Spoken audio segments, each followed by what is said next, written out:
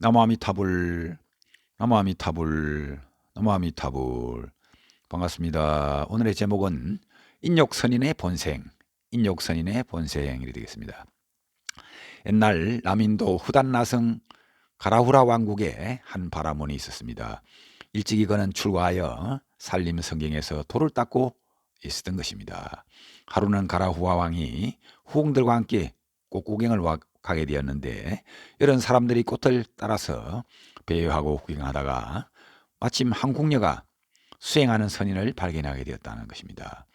그를 존경하는 마음이 일어서 법을 청해 듣고 있었다는 것입니다. 시간이 지나 오후가 되자 왕궁으로 환공하려 하는데, 한 비가 없어짐을 안 왕은 혹 맹수의 지매를 받았는지도 모르니 찾아보라고 신하들에게 명령하였습니다. 또 자신도 꽃밭을 찾아보았고, 마침 한 선인의 장소에서 잃어버린 비를 발견하고는 한편으로는 기뻐하면서도 화를 내었다는 것입니다.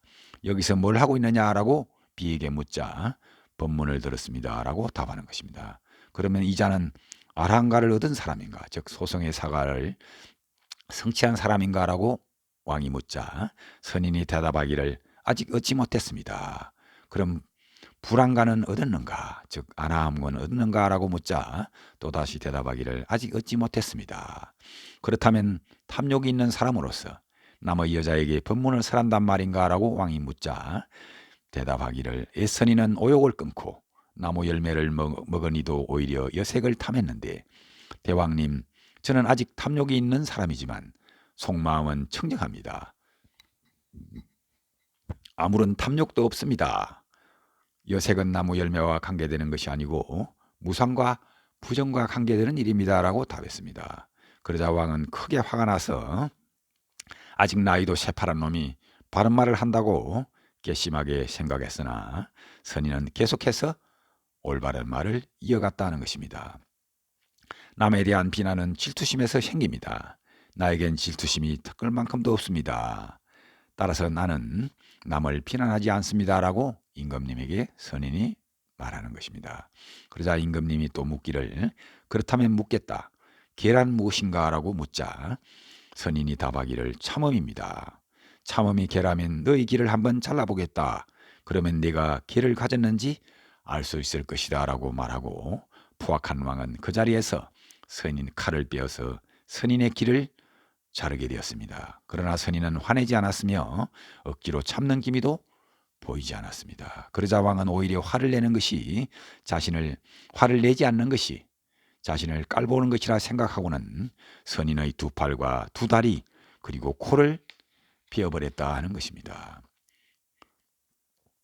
그러나 선인은 자신의 육신에 대한 아픔보다도 왕을 불쌍히 여기는 마음이 앞섰다 하는 것입니다. 바로 그때의 하늘에서는 갑자기 조약돌과 모래가 쏟아져 내리게 되었다 하는 것입니다. 이것은 바로 하늘의 사천왕이 포악한 왕을 벌주는 그런 징표였던 것입니다.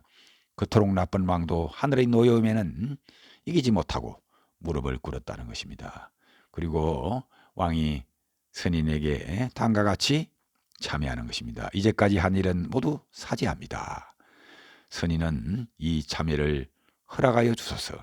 그러자 선인께서 답하기를 대왕님, 나에게는 탐욕이 없듯이 노여움도 없습니다. 대덕이시여 그 마음을 어떻게 합니까?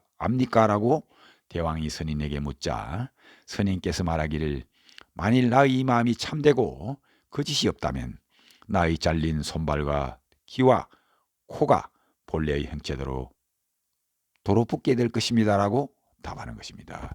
이 선인의 이 말이 끝나자마자 곧 모든 것이 제자리에 붙게 되었다는 것입니다. 이로 인해 선인의 말이 참다운 말이었다는 것입니다.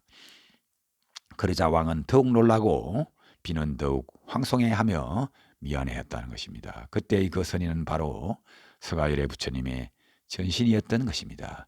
옛날에 서가모니 부처님의 인욕선인으로 포사랭을 닦을 때 있었던 일이라 하는 것입니다. 감사합니다. 나무 아미타불, 나무 아미타불, 나무 극락도사 아미타불.